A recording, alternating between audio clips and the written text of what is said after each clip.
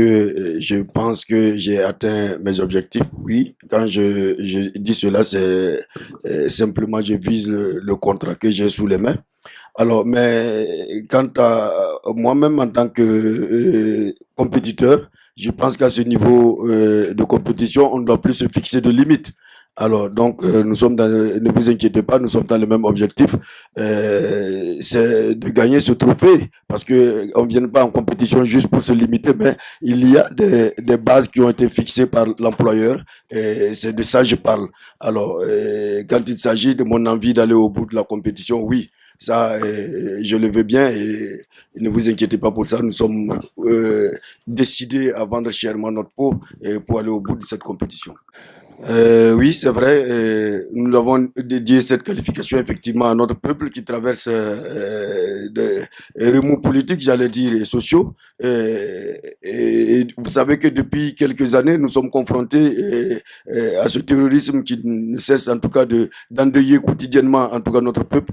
Alors, nous nous sommes fixés pour objectif quand même de donner un brin de sourire à notre peuple. Et vous savez que tant qu'il y a de l'espoir, il y a la vie. Alors, je pense que si nous pouvons, de par notre contribution sportive, donner en tout cas de l'espoir à notre peuple, nous le ferons et nous n'allons pas marchander sur, en tout cas, les efforts pour rendre notre peuple heureux.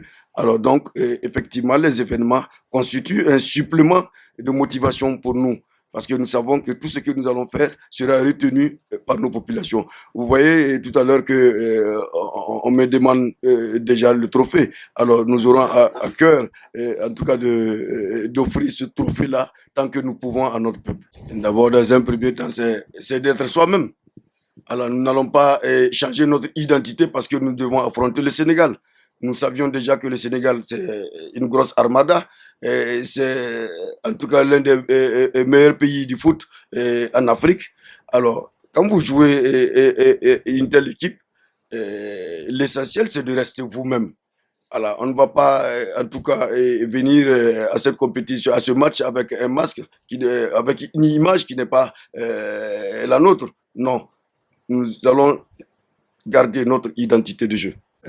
Malheureusement, je ne pourrais pas vous répondre par l'affirmative parce que simplement, le football est constitué, en tout cas, d'erreurs. Ça, faut le dire. Même les grands joueurs dans ce domaine commettent des erreurs.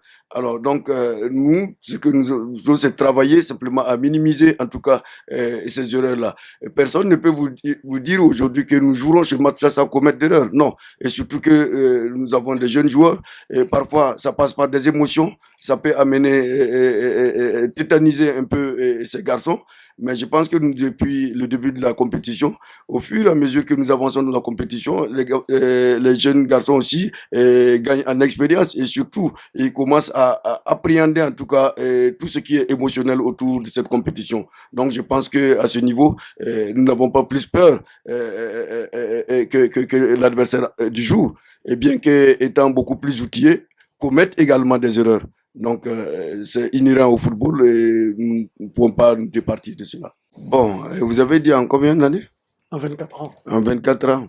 Bon, moi je trouve que quand vous voyez ces quatre demi-finales, c'est quand même un peu très rapproché. Donc, je pense qu'il y a quand même un progrès dans le football. Il y a une constance, en tout cas, dans le football burkinabé. Alors, il n'est pas facile d'être aujourd'hui coach du Burkina. Vous avez entendu tantôt, quand on vous prend, on vous assigne en tout cas des objectifs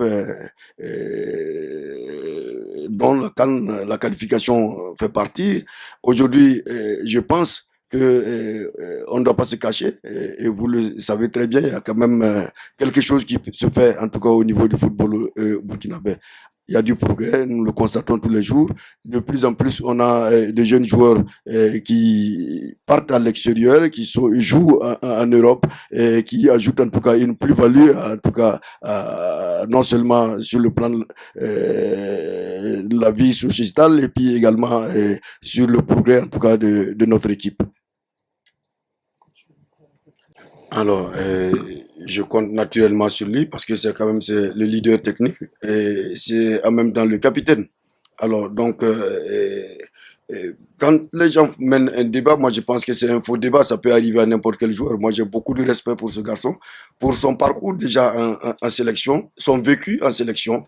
Et puis, quoi qu'on dise, Bertrand Traoré évolue dans un championnat, l'un des championnats les plus difficiles au monde. Vous le savez aussi bien que moi. Et avoir un tel joueur, ne pas compter sur lui, bon, c'est être un peu joué un peu à la magie.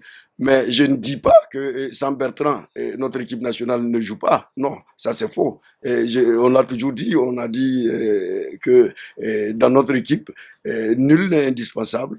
Il n'y a que des joueurs utiles, mais personne ne peut être, on est dépendant de personne. Et vous le savez bien aussi bien que moi, si vous suivez bien notre parcours, euh, c'est comme ça que nous avons évolué et nous n'avons jamais pu aligner notre équipe type. Si cette équipe type vraiment existe dans la tête des gens et des autres, chez moi, il n'y a qu'un groupe qui vit bien. 28 garçons que j'ai amenés qui vivent bien, capables en tout cas de remplir le contrat qu'on leur a assigné, simplement. Alors, je pense qu'il faut qu'on arrête d'imager notre équipe nationale par rapport à Bertrand. Bertrand, c'est un joueur, c'est un jeune joueur. C'est pas parce qu'il joue il y a longtemps qu'on doit. Non, moi, je fais absolument confiance à ce garçon. Et tant qu'il est en jambe, tant qu'il est en jambe, il jouera. Alors, donc pour moi, j'ai pas de, faut pas qu'on mène ce faux débat. Et ça, je le dis absolument. C'est un garçon sur lequel nous comptons. C'est un leader technique et c'est un leader tout court dans les vestiaires. Alors, ceux qui ne sont pas proches, peut-être pourraient avoir des commentaires, mais nous savons de quoi nous parlons. Alors, partout, il y a des leaders. On a vu des grands à cette CAN traverser cette CAN comme quelqu'un qui traverserait la cour de récréation à l'école primaire. Voilà, ils n'ont rien montré. Alors, ça, on n'en parle pas. Alors, je pense que Bertrand a l'opportunité de faire une belle demi-finale et pourquoi pas une belle finale. Oui, à la fois, ça peut être une arme supplémentaire, ça peut être également une insuffisance parce que vous savez, quand on est dans la gestion des émotions au cours des matchs, vous avez vu souvent notre équipe montrer deux visages. Voilà, c'est au niveau de cette gestion, en tout cas des émotions, je pense qu'on est encore très court, mais nous travaillons en tout cas au fil du temps à gagner vraiment en maturité, parce que une jeune équipe, c'est ça. Voilà, donc je pense que ce que vous dites n'est pas faux, mais je vous dis également que ça peut être une insuffisance pour nous. Bon, merci. Issoufou Dayo, c'est effectivement un garçon expérimenté qui, depuis, en tout cas, nous donne satisfaction. Mais permettez-moi, quant à son retour demain, je ne le dirai pas. Il préfère garder ça au frigo. Alors, donc, vous verrez demain si Issoufou Dayo est là, nous comptons sur lui.